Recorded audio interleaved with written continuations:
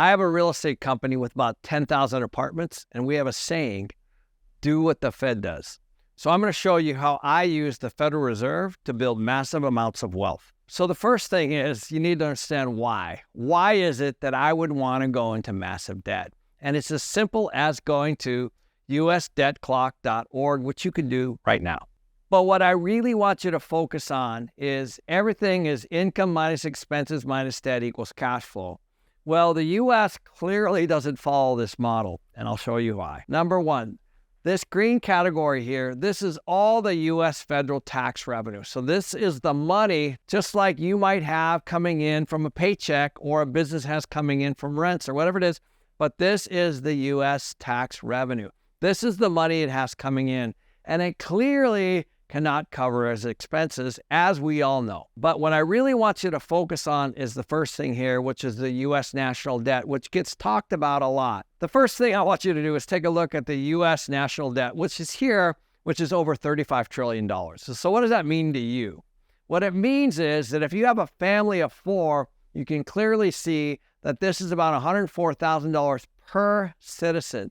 So that means that every household right now with a family of four owes a little over $400,000 today. The second thing that I want you to take a look at is what we call the unfunded liabilities. And for you young people, you might not care about this, but you should.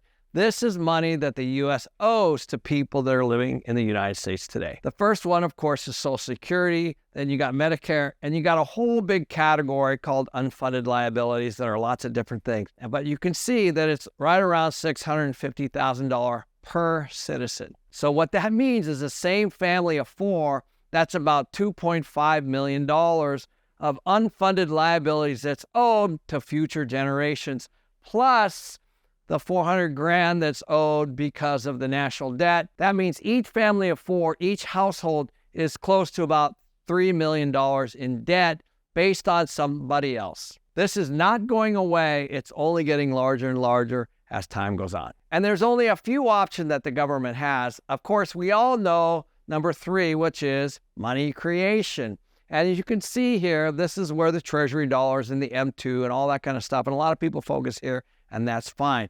But they have to print these dollars to cover these expenses, plus these unfunded liabilities as people retire, etc. These are definitely expenses that are owed by this country. The other thing that's clear is that there's not enough federal tax revenue or income coming in to cover the expenses and, of course, the interest on the debt, which is currently at over $35 trillion. So if you personally were in this financial situation, you would be filing bankruptcy because there's no possible way that you can sustain this. However, in this particular case, we have a central bank that can print and pay for all of these things, which is precisely the point of this video and precisely the reason that I'm getting into debt now. Because as the U.S. continues to print to pay for all these unfunded liabilities, all this debt and all these deficits, then what will happen is the dollar will continue to devalue and we will experience inflation as we start to pay for these things. If you want to see what most people miss about the Federal Reserve, my team made a list of what you should have been taught about the Fed that you can download right here. So the next thing I'm going to talk to you about is the difference between good debt and bad debt, because there's a huge difference. So bad debt would be credit card debt or high interest debt. Bad debt would be buying things that depreciate over time. Good debt is when you buy things that actually provide cash flow. Good debt is used for when people are paying it off, and that's precisely what we're going to talk about next. So I'm only going to be talking about good debt and how to use it to build a real estate empire to provide lots of cash flow for you and have other people pay it off. Bad debt is when you pay it off. And this is exactly, precisely what the U.S. government is doing, is they're actually getting you into debt. Let me explain what I mean about good debt on a property that we just purchased in Las Vegas. So the property was a little over $90 million, and we got a little over $50 million in debt, and we had to raise about $40 million in equity. So as we look at this, we're just a little bit over 50% loan to value. So you divide 50 into, let's say, the low 90s. That's a little over 50% loan to value. The remaining portion is equity. So all this equity that comes in is from investors, and of course, They're going to want a return on that money. So here's a snapshot of the first year of the property. It generates about $7.3 million in annual revenue.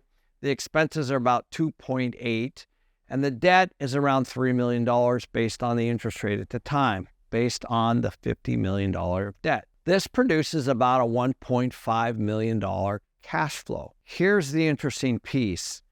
These tenants, in the form of rent, actually pay all the expenses, property taxes, insurance, utilities, and everything, all the labor costs to run it. And they pay the debt payment, of course, which is here. So the tenants are paying everything.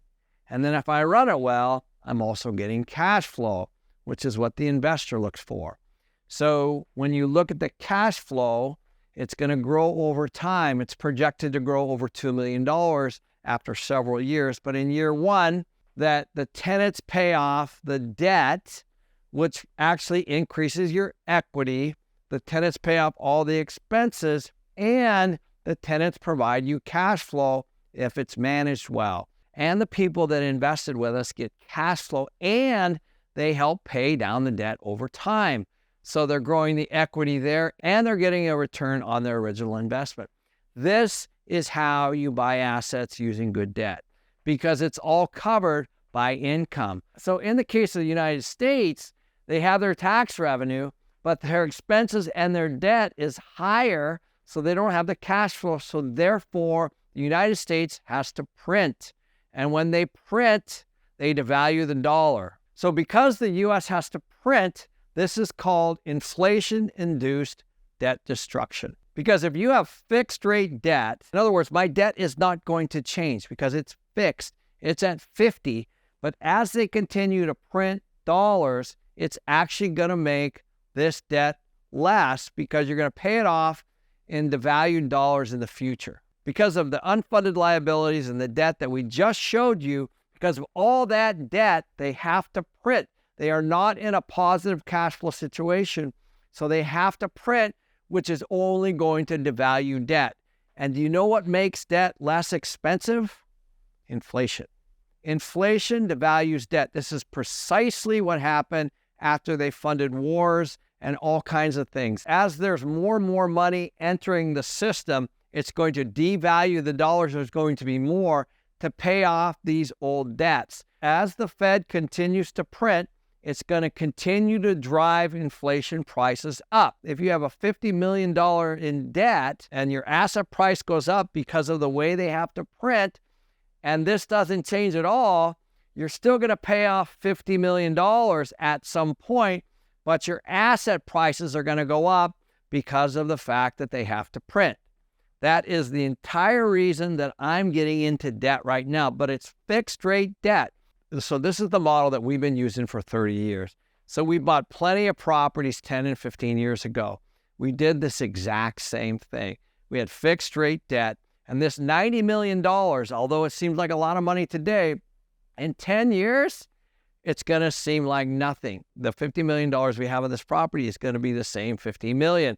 But what's going to happen is the asset prices are going to go up, just like it's happened in every deal that we bought for the last 20 plus years. In addition to that, our cash flow is going to continue to go up because this revenue number is also inflationary, and rents are going to continue to go up, as will the expenses. And so the goal of property management is to make sure that your revenue goes up faster than your expenses. But one thing is for sure, this debt payment will not change.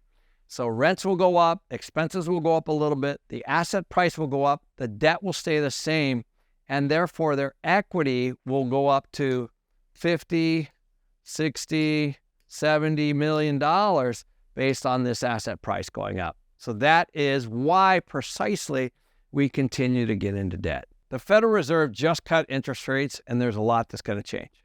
If you want to see the winners and the losers of these rate cuts, just click here.